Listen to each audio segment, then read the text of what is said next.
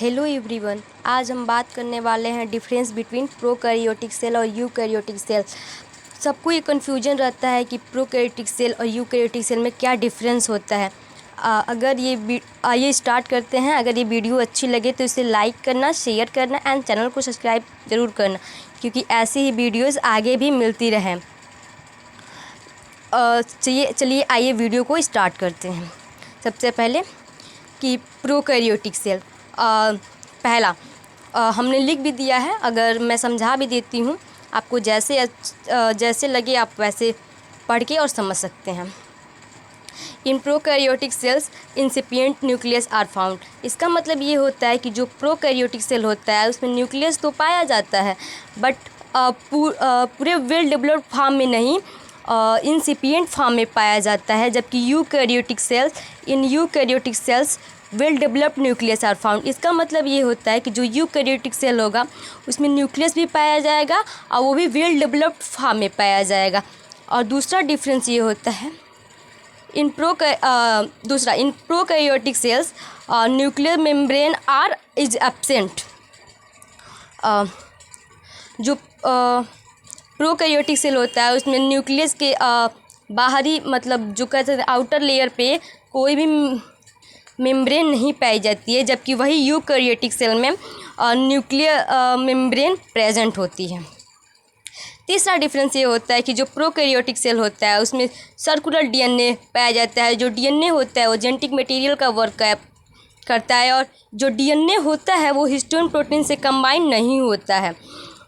और वहीं eukaryotic cell में जो डीएनए होता है वो जेनेटिक मटेरियल होता है, वो हिस्टोन प्रोटीन से कंबाइन होता है।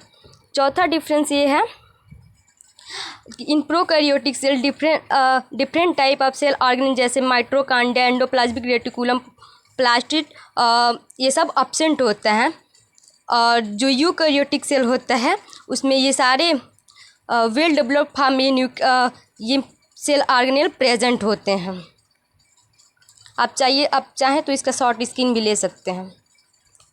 चौथा डिफरेंस ये है कि जो प्रोकैरियोटिक सेल होता है, इन prokaryotic cell 78 type of ribosome are found. जो प्रोकैरियोटिक सेल होता है उसमें 78 टाइप ऑफ राइबोसोम पाया जाता है। 78 टाइप ऑफ राइबोसोम का मतलब ये होता है कि उसका कम्बिनेशन, जैसे हम नॉर्मल में तो 50 + 20 को जोड़ देंगे तो 70 हो जाएगा, लेकिन जो सेल्स की बात करते हैं उसमें 50 + 30 को जोड़ेंगे तब इसमें 78 राइबोसोम का फॉर्मेशन होगा।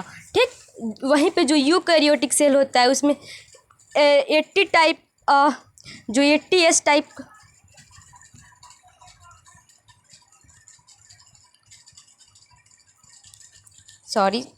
मिस्टेक हो गया है। अब आइए बात करते हैं।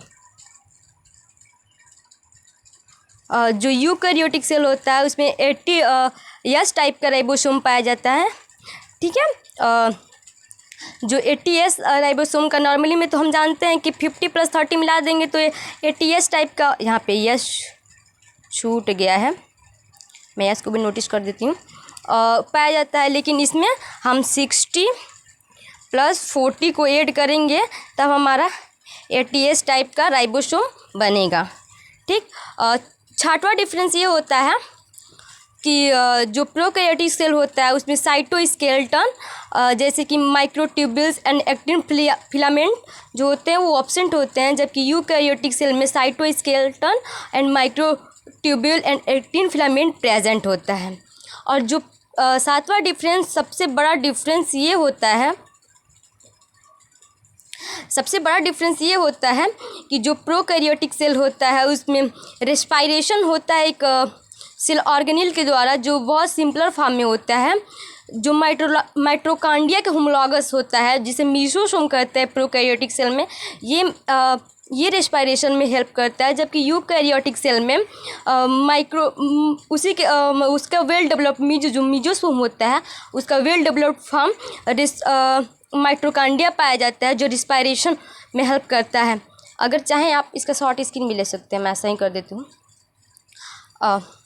आई होप ये वीडियो अच्छी लगी होगी, तो इसे लाइक करना, शेयर करना एंड सब्सक्राइब करना चैनल को, फिर ऐसे भी वीडियोस आपको मिलती रहे। तब तक के लिए बाय।